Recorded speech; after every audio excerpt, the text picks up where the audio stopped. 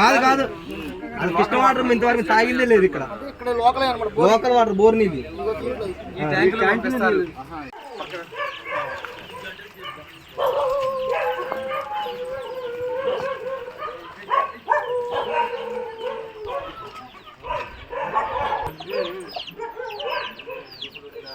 నువ్వు మాకు ముందు ఏమైనా స్వామి కూర్చో కూర్చో. డబ్బులు పెట్టి కొనుక్కుంటే కొద్ది కంట్రోల్ అయిద్దంట. కానీ ఈ గవర్నమెంట్ గవర్నమెంట్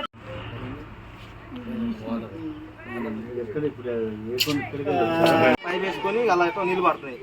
రైకులు లేకపోతే అలా ముసలు ఎక్కడ అందుకోసమని ఇక్కడ సెట్ చేసుకోండి. వాటర్ కూడా కొంచెం మొత్తం మట్టి వస్తుంది, ఇసుక వస్తుంది, మట్టి అది చూడాలి.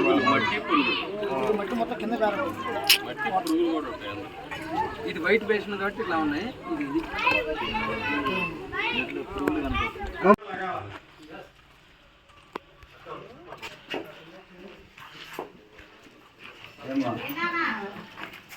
ఎన్ని పాయింట్లు ఉన్నాయి?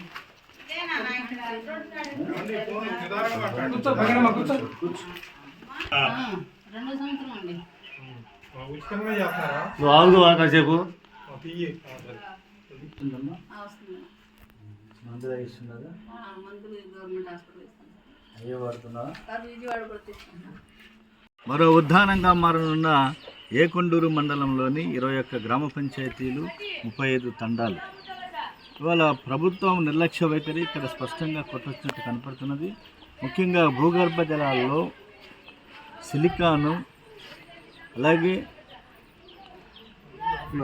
ఫ్లోరైడ్, ఈ రెండింటి వలన ప్రజలు పెద్ద ఎత్తున ఇక్కడ ఈ నీరు తాగి చాలా కాలంగా రోగాల బారిన పడి ఇవాళ కిడ్నీ బాధితుల కేంద్రంగా తయారైనటువంటి పరిస్థితి ఉన్నది.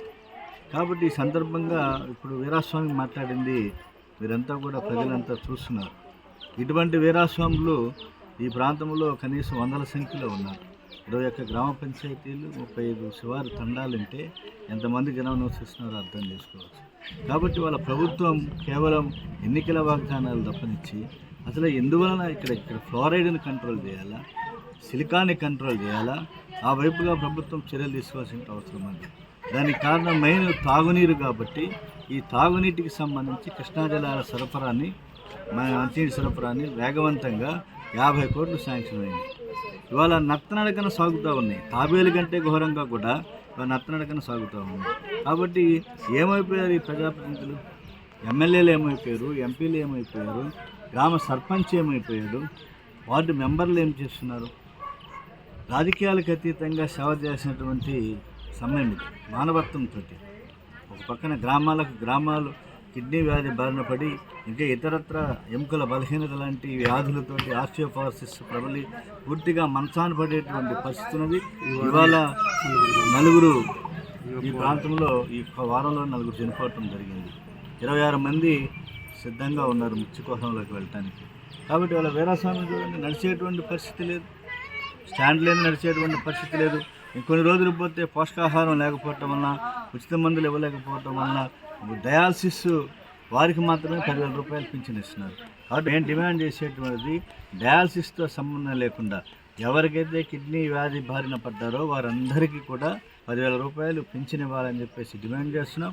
అలాగే చనిపోయినటువంటి కుటుంబాలు ఉన్నాయి 2018 నుంచి, వీరందరికీ కూడా 10 లక్షల రూపాయలు ఎక్స్గ్రేషియా ప్రకటించాలని చెప్పేసి డిమాండ్ చేస్తున్నాం. అలాగే కుటుంబంలో ఒకరికి ఉద్యోగం ఇవ్వాలని చెప్పి ఆ కుటుంబంలో 2.5 ఎకరాల సాగు భూమిని ప్రభుత్వం కేటాయించాలని చెప్పేసి డిమాండ్ చేస్తున్నాం.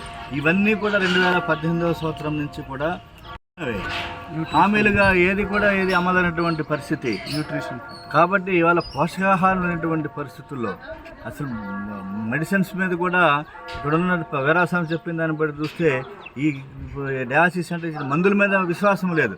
ఇప్పుడు నమ్మకం అనేటువంటిది ఒక మందు. కాబట్టి ఆ నమ్మకం లేకపోతే ఆ మందుల ప్రభావం కూడా పనిచేయదు. కాబట్టి ఇక్కడ ప్రజల్లో ప్రభుత్వం కానీ, అధికారులు కానీ, రెవెన్యూ శాఖ కానీ, మండల శాఖ కానీ ప్రజల్లో విశ్వాసం కలిగించాలి, రోగుల్లో విశ్వాసం కలిగించాలి, ఆ వైపుగా చర్యలు తీసుకోవాలి. ఈ రోజున మా దశల వారీ పోరాటంలో భాగంగా ఈ రోజున చైతన్య నగర్, అలాగే బీసీ కాలనీలో పర్యటిస్తున్నాం. తర్వాత ప్రతిరోజు కూడా ఏదో ఒక రూపంలో ఈ సమస్యను ప్రభుత్వం పరిష్కరించేంత వరకు, కృష్ణా జలాల పంపిణీ సరఫరా అయ్యేంత వరకు, డయాలసిస్తో సంబంధం లేకుండా ప్రతి పేషెంట్కి కూడా 10,000 రూపాయలు పింఛన్ ఇచ్చేంత వరకు కూడా మా పోరాటం కొనసాగుద్ది. దానిలో భాగంగా ఈ రోజున ఈ పరామర్శ కార్యక్రమాన్ని సిపిఐగా చేపట్టామని చెప్పేసి తెలియజేస్తున్నాం. నుంచి కంటిన్యూగా వాడితే వేరుగా ఉండేది. మరి మనకు ఆర్థికపరమైనటువంటి సమస్య 2021లో ఫైల్ ఇది, 23లో ఫైల్ 5, 2021లో 1.7 ఉంది. ఇదే తర్వాత పెరిగింది 2.6 దాకా వచ్చేది. ఈ వాటర్ ప్రాబ్లం మందు వచ్చేదానికి మందు రూపాయి ఇవ్వమంటే 6 కిలోమీటర్లు కష్టమైపోతుంది. అవును అవును ఇక మాకే రూపాయి ఇవ్వడం లేదు. ఇక ఎక్కడి నుంచి తెచ్చుకోవాలంటే మేము పనికి వెళ్ళేవాళ్ళమా? నీకేం డయాలసిస్ దాకా నువ్వు వెళ్ళలేదు కాబట్టి మందులు సిగరెట్లు మందులు ఏదైనా అలవాటు ఉంటే అలవాటు తగ్గించుకో. 3 నెలలకు ఒకసారి అట్లా వెళ్ళేవాడు, ప్రతి నెల వెళ్ళి.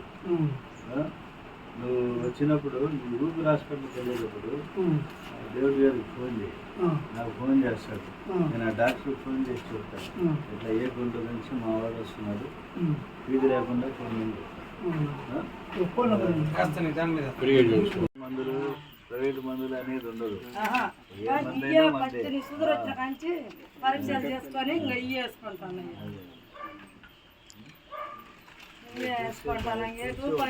చూసుకో ఇప్పుడు 10 సంవత్సరాల కాంచి ఆయనకు నేను చేసి పెట్టిన ఇంకా ఇంత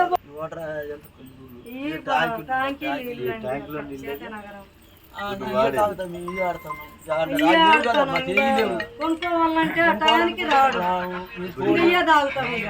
హలో